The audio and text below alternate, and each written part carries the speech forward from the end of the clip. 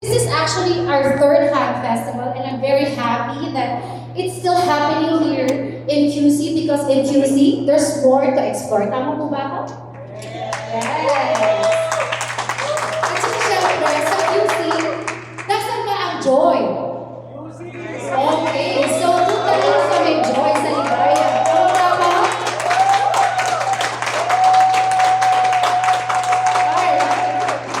Thank you for joining us this morning. We look forward to sharing with you the vision, programs, and offer this festival will bring.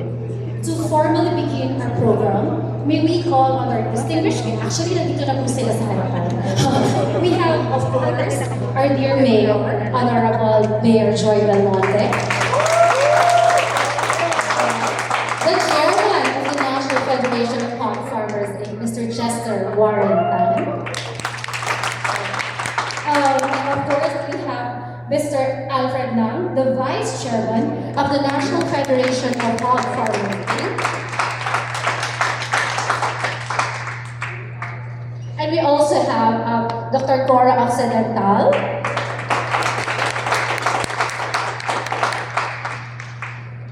Of course, we have Jana, Miss Jana, from the QC Tourism.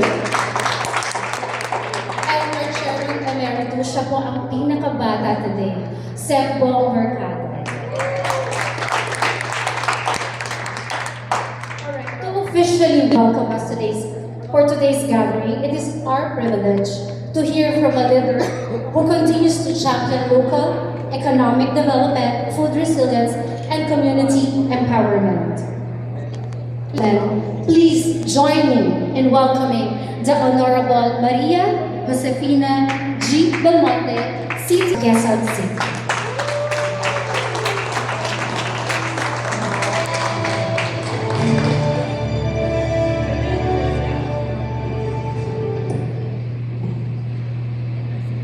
Magandang tanghali po sa ating lahat, lalong-lalo na sa mga members ng media na naandito ngayon.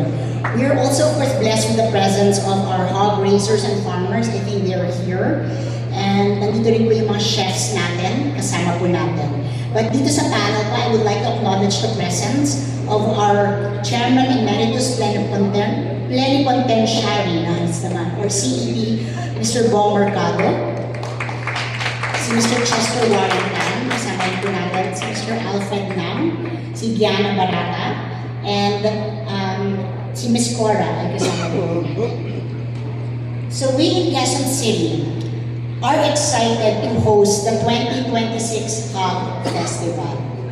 Dito sa Pilipinas, centerpiece ng bawat pagtitipon ang lechon, for example. Kapag may lechon na sa hapag, alam mong pangmalakasan ang selebrasyon. It is the one dish that calls us to gather and partake in communal joy as we take a piece of the crispy skin and juicy meat. The Filipino culinary landscape is defined to a large extent by its creative and varied use of pork. Because of our nose-to-tail tradition, we use almost every part of this animal, resulting in a spectrum of flavors. Mula sa crispy pata, hanggang sa adobo, sinigang, diniguan, at bagnet, at syempre ang pambansang pulutan na sisig. Pork is at the heart of who we are. Nakalimutan yung chicharon. But of course, ang paalala, dapat laging in moderation para ingatan ang puso, may bawat dapat na losartan. Dahil dito, isa ang hog industry sa pinakamahalagang bahagi ng agrikultura sa Pilipinas. In fact, ito pa rin ang highest contributor sa livestock and poultry sector pagdating sa production. Milyon-milyong Pilipino ang umaasa sa industriyang ito para sa kanilang kabuhayan. Mula sa hog raisers, food vendors, pati restaurant owners. Kapag maganda ang takbo ng industriya, ramdam na ramdam ito sa kabuhayan ng marami sa ating mga mamamayan. But when it struggles, the trouble reaches every dining table. Noong 2019, dumaan sa matinding hamon ng ating hog industry dahil sa African Swine Fever or ASF. At hanggang ngayon, ramdam pa rin ang epekto nito. Our hog inventory from January to March this year has hit a 30-year low. the lowest since 1994. Quezon City is proud to stand with the National Federation of Hog Farmers Incorporated to help the industry rise back up. Through this year's Hog Festival, layunin natin makatulong sa muling pagpapalakas ng industriya by connecting our local hog producers to institutional buyers like restaurants, supermarkets, hotels, and other businesses. Sa ganitong paraan, we strengthen our local economy habang tinutulungan ang ating mga hog farmers na kasama sa bumubuhay sa ating food system. The Hog Festival is also very much welcome in Quezon City as we strengthen our position as a culinary destination. Dito sa QC, buhay ang ating mga food and culture districts mula Banawe, Maginhawa, at Tomas Morato hanggang sa Laloma, our very own lechon capital. Since this festival was first held, we have witnessed growth in both scale and soul. In 2024, we made history with a Guinness World Record entry featuring 313 pork dishes right here in Quezon City. In 2025, we shifted the focus to sustainable practices and the stories behind the food. And now, in 2026, we go even deeper. We will be celebrating the pride of locally raised Pinoy pork and inspiring a new generation of Filipino chefs to champion it. And of course, again, I welcome all the chefs who are with us here today. Maging bahagi sila ng festival natin.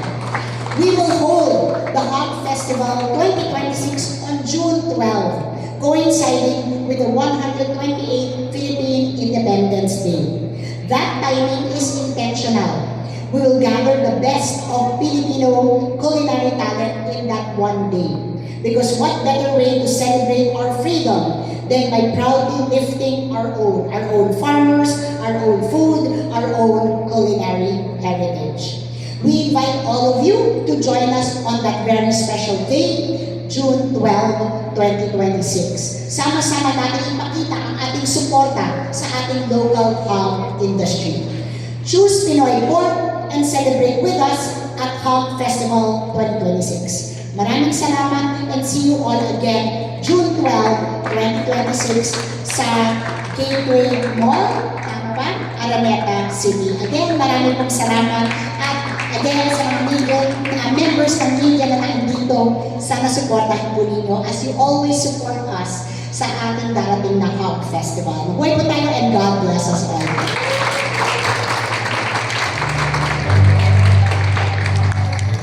Thank you very much, Mayor Joy Belmonte, for your inspiring message and continued support for initiatives that uplift Filipino producers and communities.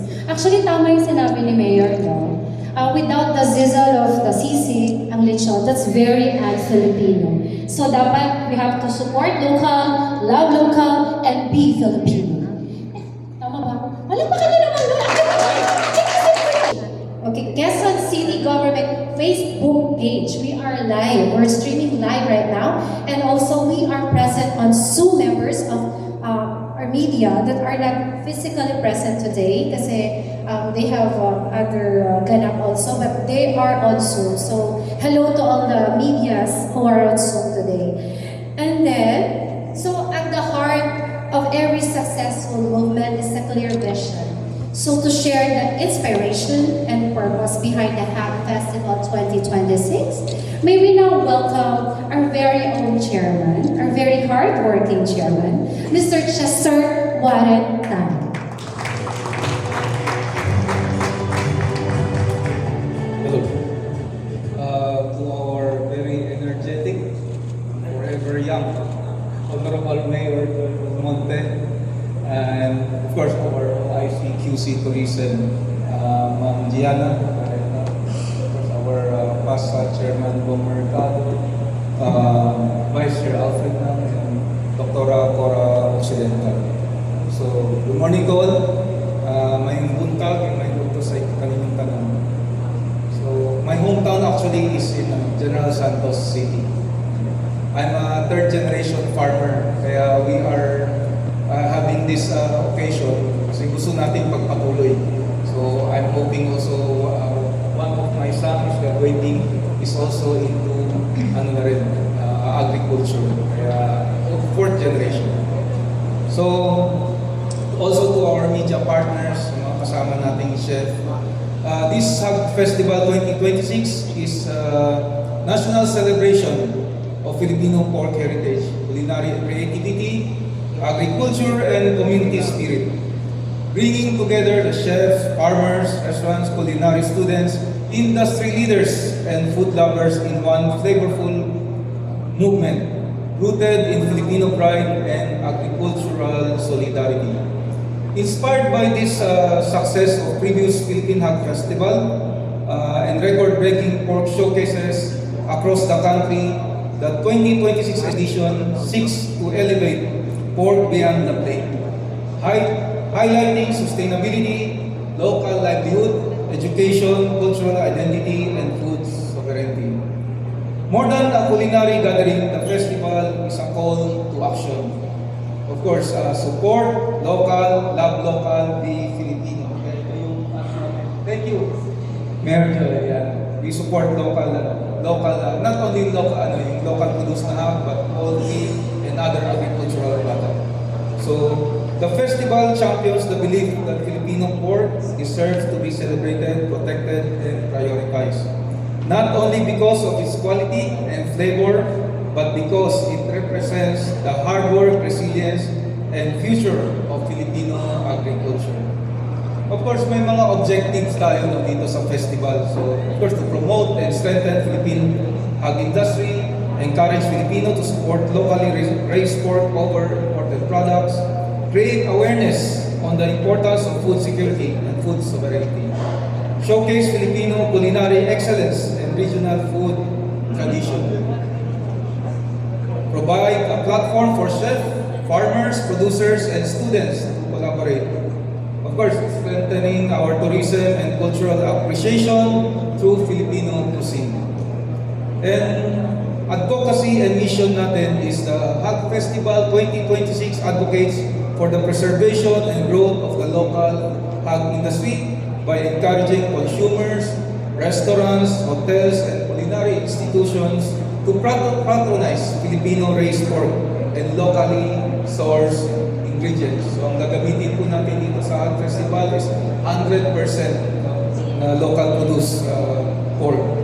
And by celebrating Filipino pork through gastronomy, storytelling, and education, the festival hopes to empower local farmers and hog raisers, to inspire future chefs to champion local ingredients, build stronger connection between agriculture and the culinary industry, encourage a more sustainable and self-reliant food system for the Philippines. And at the heart of the celebration is the Great Pinoy Pork 8, an elevate 8-course degustation experience crafted collaboratively by Filipino chefs and culinary innovators. Each course represents a story of Filipino heritage, regional identity, creativity, and resilience, using pork as a canvas to showcase the depth and evolution of Filipino cuisine. The experience aims to redefine local pork, not only ordinary everyday fare, but as a premium culinary ingredient worthy of global recognition. Beneficiaries may include students under programs such as agriculture, veterinary medicine, animal science and husbandry, culinary arts, and hospitality. So yesterday we just signed a MOA with one of the college in Bulacan. We sponsor 10 students for scholarship allowance po nila. So special focus will be given to supporting institutions and students aligned with agriculture development and food sustainability advocacy. And lastly, through these activities, Hag Festival 2026 hopes to nurture the next generation of Filipino farmers, veterinarians, agricultural leaders, and chefs who will continue strengthening the country's food system and culinary identity. So thank you very much, mabuhay, and God bless us all.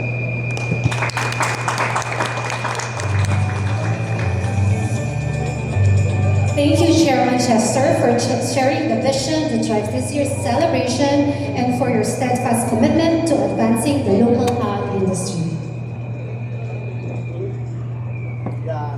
Okay, again, I'd like to repeat, we are live on Quezon City Government Facebook page, and of course, some partners of some of our media friends are present on Zoom.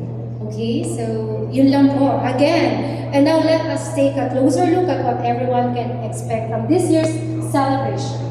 From exciting culinary experiences and industry exhibits to educational programs, community activities, and initiatives that support our local hog raisers, Hog Festival 2026 promises to be a meaningful showcase of Filipino agriculture, entrepreneurship, and culture.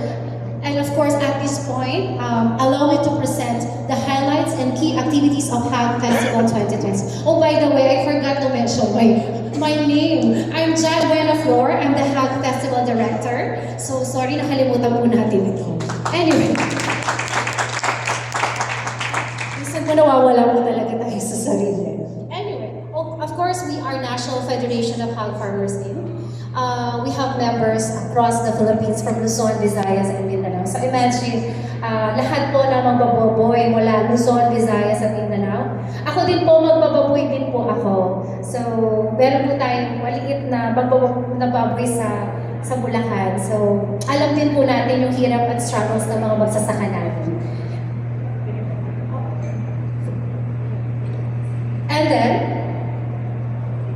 so, actually, nabanggit na naman ni Chairman Chester kanina yung objectives natin for a Hog Festival. Like what I mentioned a while ago, this is our third Hog Festival. The first one is the Guinness Book World of Record. Of course, it happens also here. It happened also here at Quezon City, particularly sa City of First, Araneta. Of course, the second one is the Chefs versus the Queens.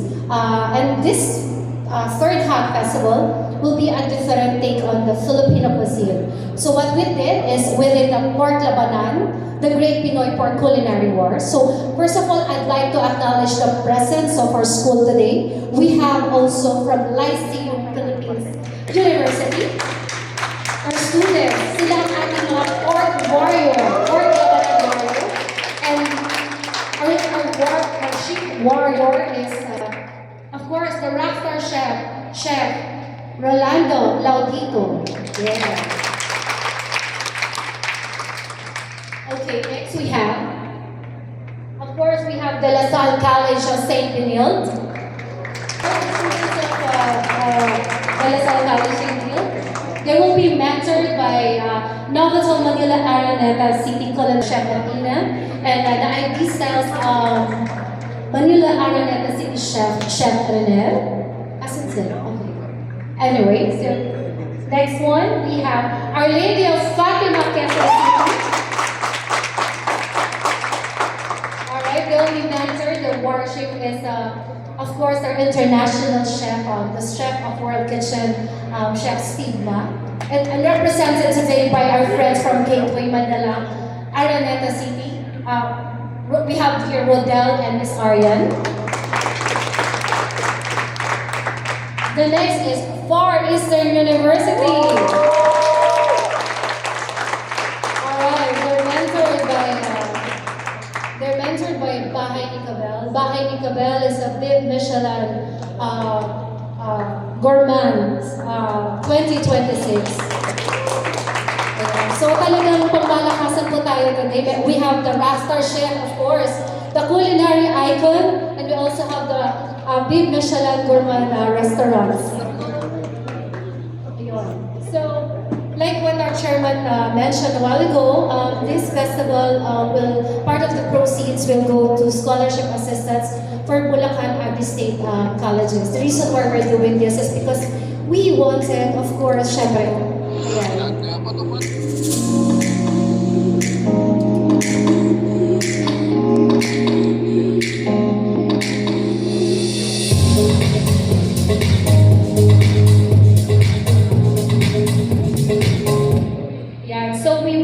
Of course, to continue yung, kasi nowadays, medyo nakukulang tayo ng mga veterinarians, mga animal science, so we wanted, of course, to sustain yung mga students natin na patuloy na mag-aral ng agrikultura because we are actually promoting food security and food sovereignty. That's part of the advocacy of the National Federation of Hog Farmers Inc. And of course, after every celebration, meron po tayong papiging lagi sa gabi. So we have the Great Pinoy Portrait.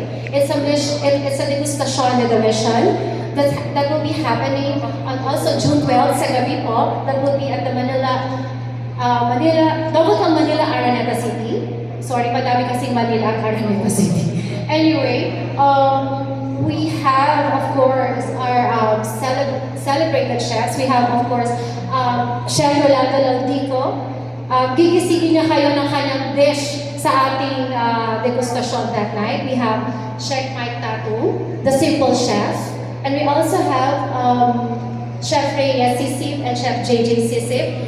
And also we have our official mixologist of the night from Distillery Alimtuaco, Mr. Aaron Limpiao. And of course, for our dessert, we have Chef Jack Laudico. Yan, masarap po ang mga cake ni Chef Jack. We should try it one of these days. And of course, for other dishes, we have Carabella, Dairy by Carabella. It's a gelato made of Caramel's milk.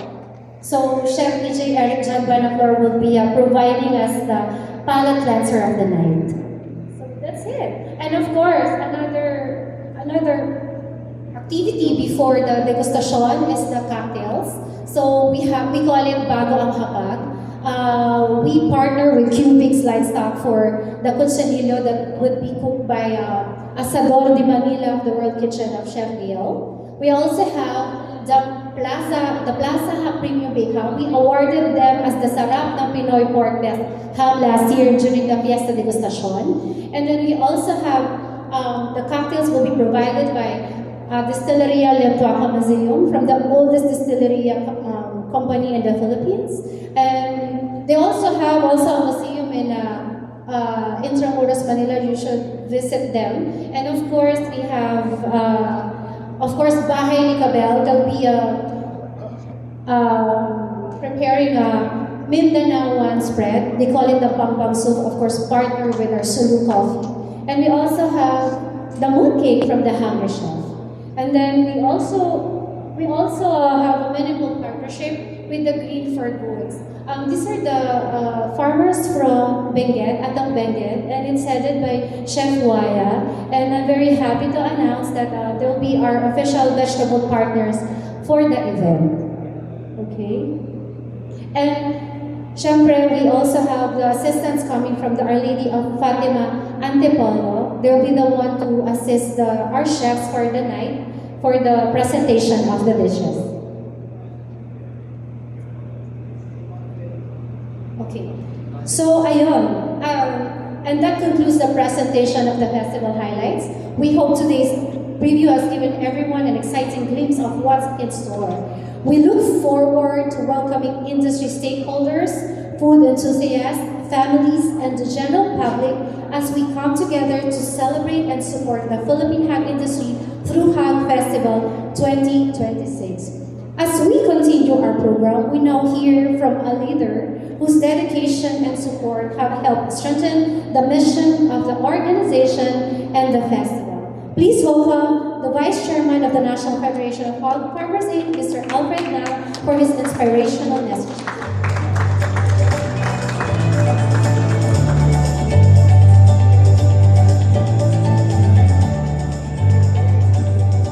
Thank you, Jan. I was supposed to deliver an inspirational speech now. Sa totoo lang, yung mga farmers ngayon nauubusan na ng inspirasyon. No? Siguro kayo naman sa media, you're aware na there are several mga news na cover na sinasabi nga, magkaangkat ulit ng baboy, potasyon, and everything. So this is part of the reason why we are continuing to do this. Siyempre, ang gusto natin to promote local Pinoy pork. So with that, I will try my best. Good morning to our distinguished guests, of course, Honorable Mayor Joy Belmonte, and my colleagues, and also Kiana of the QC Tourism. Good morning, members of the media, culinary professionals, students, industry partners, and fellow advocates of Philippine agriculture. Today we gather not only to launch Port Labanan 2026, but also to celebrate the resilience, determination, and enduring spirit of the Filipino hog farmer. These are challenging times for the industry. Across the country, many hog farmers continue to face low live weight prices, production losses, and lingering effects of African swine fever, increasing volumes of imported pork, and policy decisions that create uncertainty for the local producers. Yet, despite these difficulties, Filipino hog farmers continue to rise before dawn, care for their animals, invest their savings, and work tirelessly to feed our nation. The Filipino hog industry is more than just an economic sector. It is a livelihood of millions of Filipinos. I mentioned nga ni Mayor Joy kanina, no? It is not only the big farmers we're talking here. No? We are talking also about the feed sector, particularly the corn farmers, the rice farmers, the coconut farmers, because part of their produce also goes to the livestock sector. Of course, there are also workers, veterinarians, feed suppliers, traders, market vendors, processors, and countless families whose dreams depend on a thriving local agriculture. This is why Port Labanan is more than a culinary competition. It is a movement. We call upon our talented culinary students and future chefs to become ambassadors of Filipino pork. Through your creativity and passion, you can help tell the story of our farmers and showcase the exceptional quality, freshness, and versatility of locally produced Pinoy pork. We call upon our consumers, kayo lahat dito, to recognize that every purchase is a choice. When we choose local pork, we are not merely buying food, we are investing in Filipino livelihoods, strengthening rural communities, supporting food security, and helping sustain an industry that has served our country for generations. Patronizing local products is not only an economic decision, it is an act of patriotism. It is a demonstration of our collective commitment to ensure that the Filipino farmers remain productive, competitive, and hopeful about the future. To the younger generation, we hope this event inspires you to see agriculture not as an industry of the past, but as an industry of opportunity, innovation, and nation building. The future of Philippine food security will rest in your hands, and we invite you to become a part of the future. On behalf of the National Federation of Hog Farmers, Inc., we would also like to express our deepest gratitude to Quezon City Mayor Joy Belmonte for her unwavering support of local farmers, local food producers, and the Philippine hog industry. As a matter of fact, this is already our third hog festival. In the first hog festival, the second hog festival, Mayor Joy Belmonte supported us unequivocally. Also, I think 2 weeks ago, Quezon City also hosted the La Loma Lechon Festival.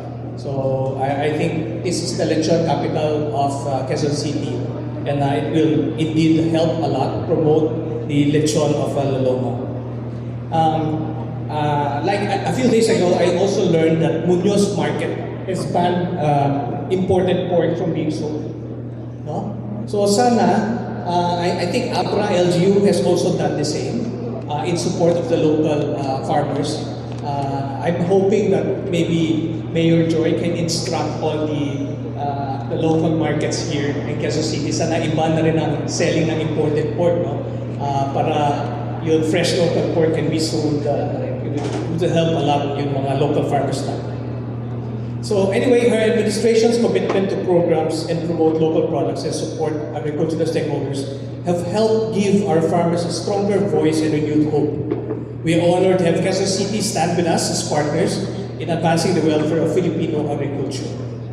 As we open Port Labanan 2026, let's remember that behind every delicious pork dish is a Filipino farmer whose hard work makes it possible.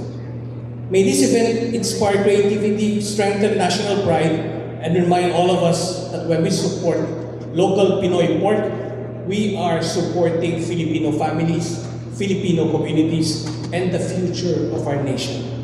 Together, let us champion Filipino farmers. Together, let us celebrate Pinoy pork. And together, let us ensure the next generation inherits a stronger, more sustainable, and more prosperous Philippine hog industry. Maraming salamat po. Mabuhay ang magsasakang Pilipino at mabuhay ang industry ng pagbaboy sa Pilipinas. Thank you. Thank you, Vice Chairman, for those encouraging words and for reminding us of the important role that collaboration plays in building a stronger agriculture sector. So before we move forward, we would like to recognize and extend our heartfelt gratitude to our sponsor. Yung mga nakita niyo po nagpa-flash sa screen niyo ngayon, maraming salamat po. Hindi ko na kayo babanggitin isa-isa, but taus-pusong pasasalamat po namin sa pagsuporta po dito sa aming advocacy. This celebration is a testament to the power of collaboration among government, private sector partners, agricultural organizations, industry leaders, and community advocates who share a common goal of supporting Filipino farmers and promoting locally produced pork. So all our partners, maraming salamat po. Of course, sa media partners, sa QC Tourism, Mayor Joy, maraming salamat po sa lagi niyong pagsuporta sa amin, sa National Federation, of course, sa Hog Festival, pangatlo na po ito. Yes. So, let's see kung meron tayong pang-apat. Basta may susuporta, may pang-apat, may pang-5 hanggang 10. As we count down to Hog Festival 2026, we warmly invite everyone to be part of this unique celebration of agriculture, food, culture, innovation, and community. Whether you are a consumer, entrepreneur, farmer, student, food enthusiast, or industry stakeholder, there is a place for you in the festival. Together, let us celebrate Filipino excellence, support local pork producers, and showcase the resilience and ingenuity of the Filipino agricultural sector. We look forward to seeing you at the Hog Festival 2026. I hope to see you all. Supportahan po natin itong event na to. Masaya po to, especially the Pork Labanan Culinary Wars. Doon natin makikita ang talino, creativity of our future chefs, mga Michelin chefs natin, mga future Michelin chefs natin. At this point, we now open the floor for questions from our friends in the media. Kung meron pong mga tanong regarding the festival, program and partnership or advocacy, our speakers will be happy to address them. So, okay. Yes. Okay. Introduce first your media company, ma'am. Good morning. I'm Dorhati Fausto of Lakpe Magazine. This is for our tourism business. How does this festival help in the tourism campaign of the city? First and foremost po, this is a culinary event and one of the highlights of the tourism experience that we are promoting here in Quezon City is of course the culinary experience of our visitors. So by conducting events like this po yung Hog Festival where our audience and guests can experience different types of pork dishes, may madidiscover din sila na bago. So it really adds up to the experience of having something more to explore here in Quezon City. Thank you. Okay. Thank you, Ms. Hadi. And the next question. Pierre Pastor, Billionaire News Channel. In the government side po, what's your effort po to encourage our youth to take on agriculture as a course? Ano po ang mga efforts na nagawa na po siguro natin? Kasi I think for the next generation, we need more agriculturists to sustain this program po. Yes, sir. Yes, sir.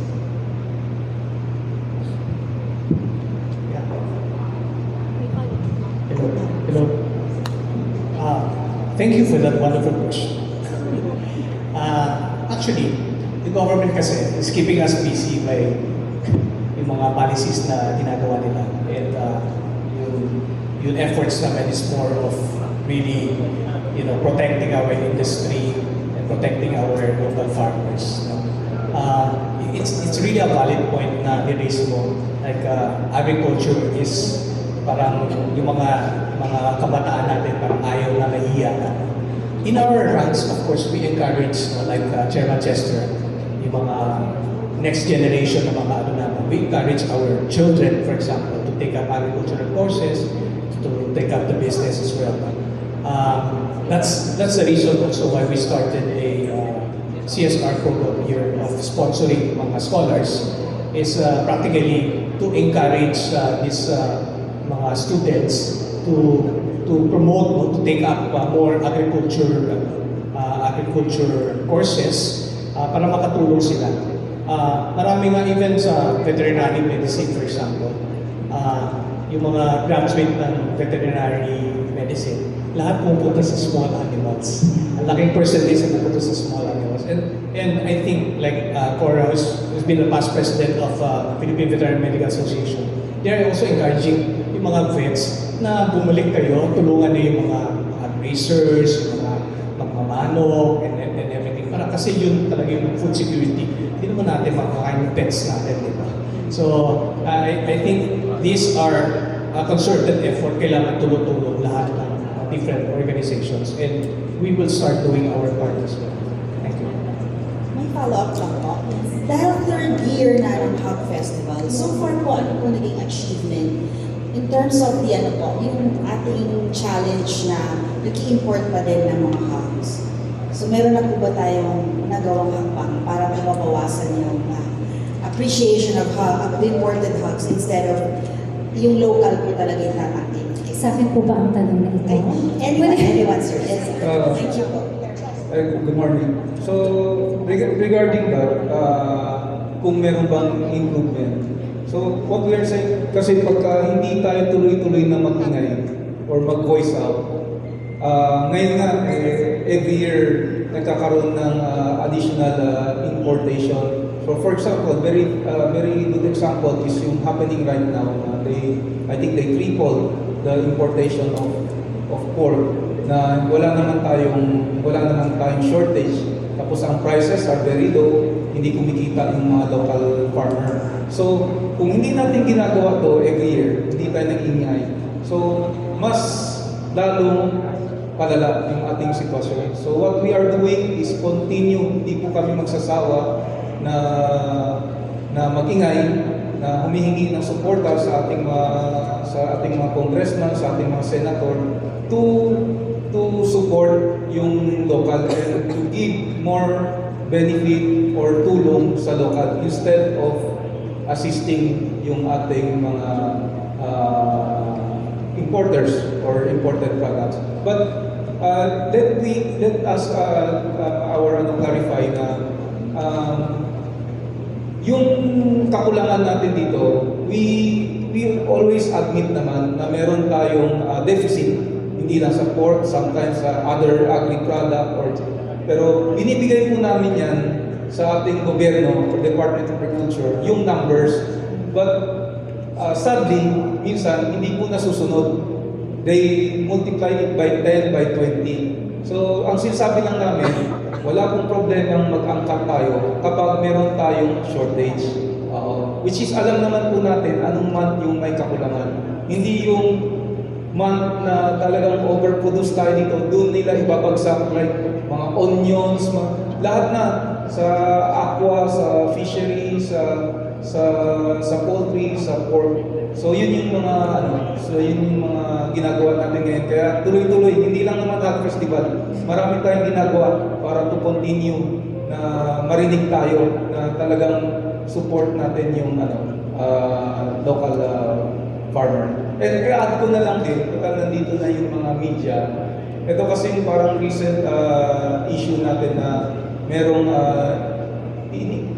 na-sign na EO na to triple yung ating importation, yung MAP, minimum access volume, from 54,000 metric tons to 204. So, ito ay napag-usapan last year, 2025, ng March, pero in-execute nila ngayon na hindi naman po kailangan. So, anyway, the latest update is few days ago, nasa Congress po kami, I think the committee chair, headed by Congressman Mark Enverga, together with other congressmen, they motion and to revoke yung EO, which is yung EO is parang I think na-sign na hindi naman in recess yung Congress. So let's see, sana mapakinggan po tayo ng Malacanang. Baka in fairness, sabi ko nga, in fairness to our President Marcos, baka wrong info, hindi tamang info yung dumating sa kanya. So they have to clarify and make sure na tama yung info na ibibigay natin sa Malacanang. Thank you. Okay, thank you, Chairman Chester. Okay, there's another answer. Hello, magandang tanghali po sa inyong lahat. Para Occidental po mula sa BBMA, BBD, NA at National Federation. So balik po ako doon sa tanong.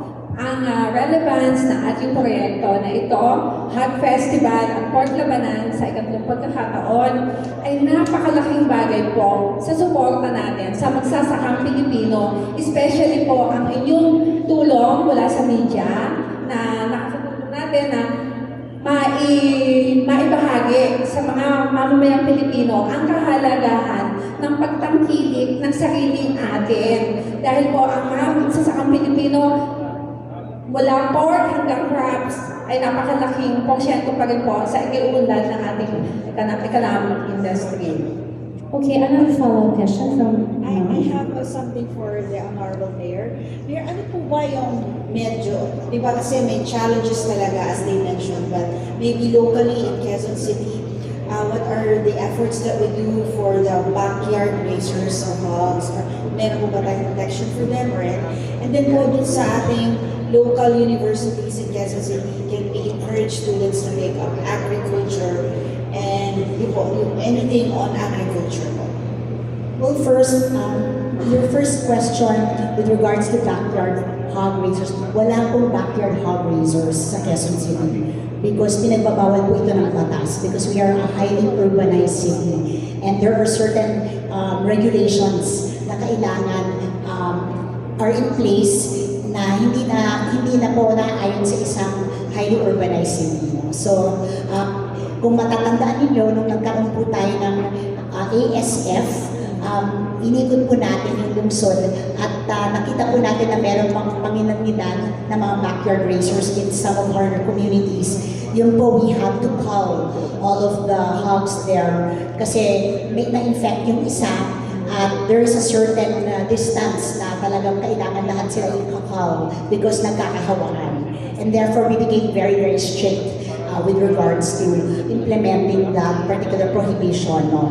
And pero ang kapalit naman doon ay naging intensive ang pag-train natin sa yung mga dating hog raisers natin through naman sa alternative livelihood such as urban agriculture and aquaculture. No? So nagkaroon sila ng alternative livelihood, nagbigay po tayo ng puhunan sa kanila. And because of that, nagbunga rin po sa ating lungsod ang malawakang urban agriculture projects natin. We now have more than 1,400 urban farms in Quezon City and more than 44,000 urban farmers that we support here. And because of that din, ay nagtayo din po sa ating local government university, ang Quezon City University, ng isang Center for Urban Agriculture Research. And this is the only university in a highly urbanized city na merong mga kurso para po sa agrikultura. Kaya proud naman po kami dyan because pinakita po natin na hindi incompatible ang agriculture sa isang lungsod. We can practice raise agricultural products in a highly urbanized city. So that center hosts so many students from other parts of the country now that are learning about agricultural practices, lalong-lalo na inaayon sa isang highly urbanized city. Thank you. Thank you very much, Mayor. Yes, sir. Yes. Okay. Good morning. Mayor, maraming salamat po sa support ninyo. No? And just to let everybody know, 70% of our hog producers at backyard. And only 30% are commercial, meaning to say big farms. So can you imagine yung 70% na yun, pagka hindi makakabenta ng baboy because of the ASF, na wala tayong ASF dito, imported yun eh. And we have to be very careful in protecting our industry, no? Dahil ang daming Pilipino talaga sa rural areas na dito lang umaasa. Yung paiwi, kukuha siya ng baboy, papakainin niya, labor yung kanyang parte doon sa baboy. Can you imagine merong ganun sistema? And then yung paiwi naman, lahat ng pagkain, siya nagbibigay. So ang gaganansya siya sa kanyang labor at saka sa kanyang yung pagkain na kanyang binigay sa baboy. So, napakahirap ng mga local farmers natin. Ano? So, sa media, please, pakiulit lang yan na buy Filipino pork because maraming Filipinos ang umaasa dito. No? And hindi natin pwedeng baliwalain ng pork, ay imported na lang, mas mura. Hindi po yun para sa atin. Kanya mura yun dahil talagang overproduce sila sa kung saan lugar man yun. Talagang excess yung kanilang yung kanya. They are practically dumping it in the Philippines, no? At the expense of our marginalized farmers. Maraming salamat po sa mga media. No? Salamat. Thank you so much, Sir Juan Mercado. Okay. Okay, one last question na po tayo. And kung may iba pa po tayong questions after this, we will open our lines. Pwede po tayo later mag-usap and we will definitely address all the questions. Yes, sir? Yes, sir? Magandang umaga ng Road News Tabloid. Itatanong mo lang kung gaano kasi kainin yung imported na baboy. Sapagkat makikita mo natin sa palengke, kulay dilaw ho yung ilaw, hindi kulay puti. Tinatago ho nila yung malamya ng baboy na ano. At paano ho namin malalaman yung double dead na rin ho? Ito ho ay hinahalo na rin ho sa imported na baboy. Pagka yung baboy ho, yung frozen, pagka natunaw na ho yung yelo, tad-tad na ho ng langaw yung kain ng baboy na binibili ho namin. At ito binibili ho sa restaurant. Kaya murong binibenta nila, kaya sumasakit yung tiyan namin siya, papahamon yung tiyan. Sir, nakakalungkot nga talaga at gano'n na nangyayari. Kasi actually, ang Department of Agriculture, meron sila pinalabas na AO5, AO6. Medyo matagal na yun, couple of years back pa yun. Na sinasabi na ang frozen pork dapat kung ibebenta or any frozen meat kung ibebenta sa palengke, sa wet market, dapat may freezer. No? Pero ang nakakalungkot is nakikita natin sa ating mga wet markets, marami nakatago sa mga kahon-kahon sa likod. No? Kung meron ba silang freezer, siguro maliit. Pero karamihan ng mga reports namin, nasa stylo boxes lang na merong yelo. No? So, paano nila ibebenta yun? Matigas yan, frozen, di ba? So, kailangan i-thaw muna nila para lambutin. Tapos, hihiwaan mo yan. Itatagdat yan kasi hindi naman bibili na marami mga consumers natin. Pagkatapos, ano mangyayari? Pag hindi na ubos, i-freeze nila ulit. And hindi na maganda yun. Food safety issue na yun. So, that's why we are asking na kung pwede, mga LGU natin, maging stricto kasi pag NMIS, nagre-reklamo kami doon, sasabihin ng NMIS, kulang daw sila tao, wala daw sila at pinapasa na nila ang blame sa LGU. So sa LGU na daw, kasi nag-train na daw sila ng tao, sa city fair, sa city dapat sila daw manghuli kasi wala rin silang police power. So sana, mga LGUs natin, maging conscious dito na hindi porque mura yung imported, yun na lang ang ibebenta. Kasi we think about the food safety side of our consumers as well. Yeah, actually that's the reason why we're doing this Hog Festival, sir. Kung merong tatangkilik, di ba, mabibili. Tama. Kung walang tatangkilik, hindi mabibili ang important na product. Tama po ba tayo doon? So that's the reason why we're doing this. Kasi pinupromote po talaga natin ang local pork. And also, yung mga students natin na kinuha natin for this Hog Festival, syempre, in-educate natin sila na, be less reliant on the imported pork products. Yun naman po talaga yung goal natin para sa Hog Festival na ito. Okay, last question, sir? Yes, sorry. Sir, Yes. gaano ho ba kasapat yung ating local production mo ng hog? Para hindi naman tayo magkatang imported. Gaano ho ba kasapat na dapat-tama ho sa ating mga Pilipino?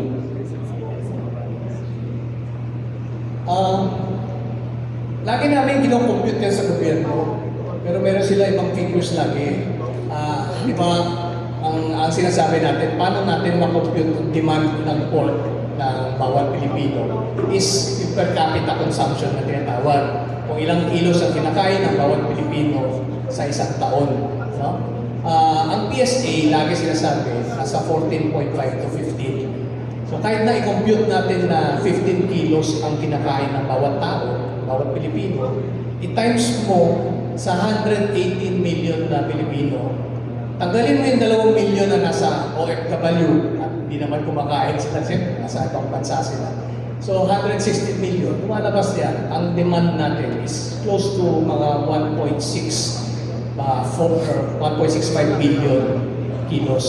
Ang local production, according to DA last year, ay nasa nasa 1.35 billion kilos. So konti na yung diferensya. Mga 300 million lang ang kulang natin. Pero ang in-import last year na DA, ang pinayari nila import, pumasok mga 900 million. Yan ang data ng PSA at saka ng Bureau of Customs. Ang DA may ibang figure, 850 lang daw yung pumasok. Pero kinonfirm ng BOC at PSA na talagang 900 million pumasok. So sobra-sobra na 600 million. Kaya yun na din ang reason bakit bumabagsak ang presyo ng live weight. Nalulugi na ang ating mga farmers kasi tumataas ang production cost. Bakit? Dahil sa gera, tumataas yung logistics. Ang dami natin mga feeds na galing imported, yung mga soya natin, pati mais, pati wheat, ini-import na rin natin dito dahil may kakulangan. So, ang feeds natin consistently tumataas, ang live weight bumabagsak. So, operating at a loss na maraming mga farmers na lulugi, yung iba tumitigil na. So, ano mangyayari sa food security natin? Kung lagi ang trust ng gobyerno is imported at instead na i-support yung mga local, ay wala mangyayari sa food security. Pagdating ng mga sakuna tulad ng gera o ng COVID, siyempre, papakainin ng bansa nila, sarili nilang mamamayan, di ba? So, saan tayo kukuha ngayon ng pork leg? So, yun ang nakakalungkot na sinabi. Thank you, guys. Just like Chairman. last, Yes. ang bottom line nito kasi, ang gusto nating lahat, di ba, dapat mura ang product natin, whether pork or chicken or yung mga fish natin. So, kaya yung gobyerno natin, lagi nila sinasabi sa atin sa mga private sector, meron silang 2 point lagi na para mag-reduce daw, magiging mura yung product. Kaya yung negotiation nila sa amin since 2021 na paramihin yung imported plus babaan yung taripa na which naman na nakipag-negotiate kami. So sinabi namin, sabi nila temporary. So from 2021 to until now, bumaba ba yung presyo sa ating mga market? Di ba hindi naman? So ang sabi namin, bakit after 1 year na hindi successful, second year, third year, baka pwede namang pagbigyan nyo yung mga local producer. Kami yung tulungan nyo, kami ang magparami.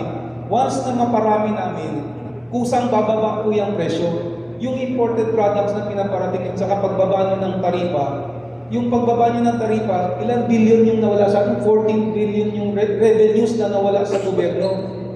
Yun yung ano nila na wala pa rin makuha ang revenue pero yung consumer natin, magiging mura yung binibili nila. Double black eye po tayo, hindi na po mura, tapos wala pa doon kinitang revenue. So sana ibalik lang nila yung tamang taripa. Hindi natin sinasabing taasan. Ang Tariff Commission mandate is to put tariff in all local produced product. Lahat ng pinuproduce natin produkto dito na local, dapat merong taripa yun. Hindi pwedeng mababa or zero yun. Binaliktad nila So double lang kahit po tayo. Kaya sabi namin, sana ibalik niyo yung taripa para magkaroon ng pera yung aming gobyerno. Tapos dadami kami. Bababa po sa yung presyo. Yun naman yung talagang target namin. Thank you. Okay, ganun po talaga. Talagang very passionate ang aming chairman. Okay, one last question. Hello, good morning po sa lahat. Rapi Rico po ng Moonbreak Balita. Ma'am, ang tanong ko lang po sa darating na festival, ano po ba ang maging basihan o criteria sa pagpili ng mga magiging future chef natin?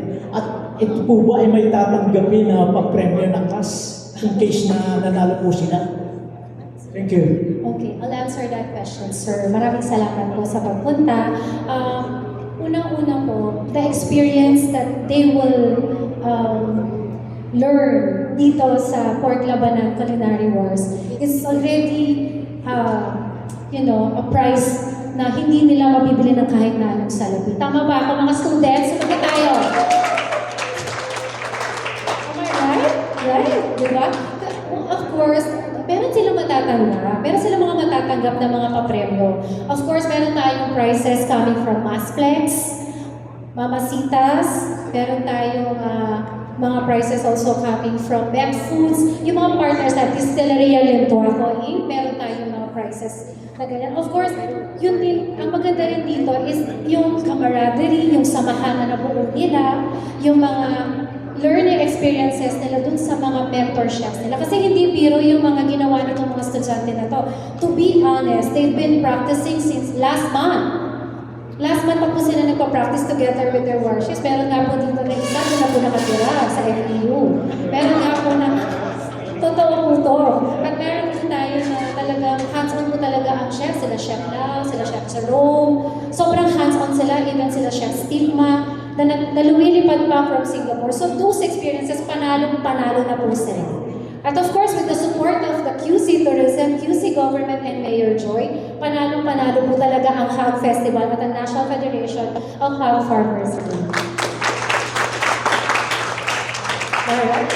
So, yun na nga po yung last question natin. So, actually, kung meron po kayo mga tanong, nandito naman po sila hanggang mamaya, pwede nyo po silang lapitan. Okay? So, before we proceed to the next part of our program, we would like to take this opportunity to commemorate today's launch through an official photo session. So, may we call on the chefs, please?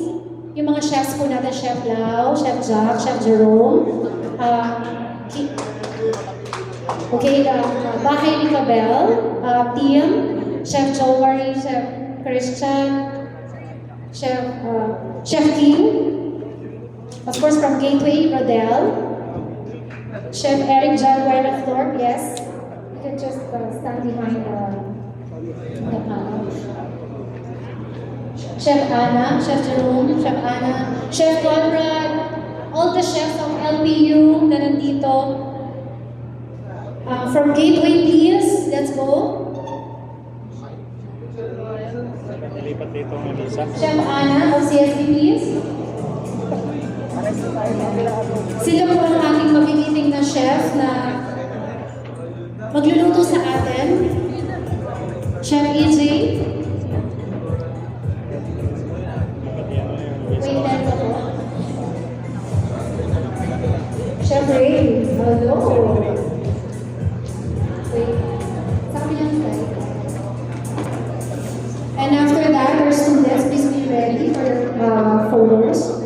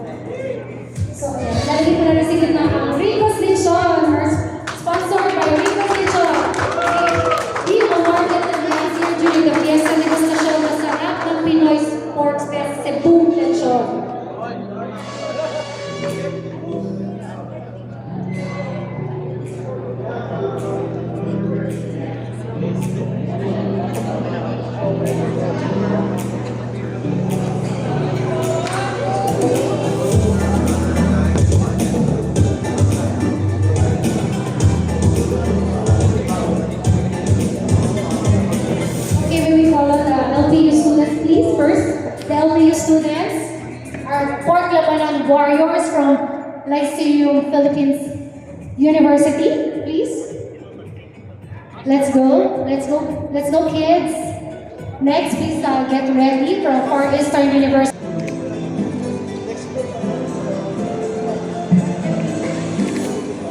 Okay, give it up to the LPU, Port Labanan Warriors. Noted, sir. Alam po nila yan. Next we have the Our Lady of Fatima University together with Gateway Rodel Biniyog Antipolo.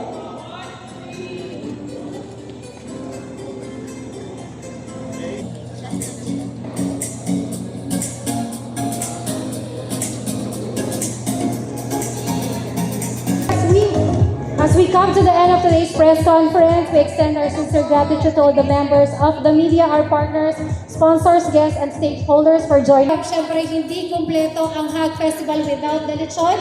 May we invite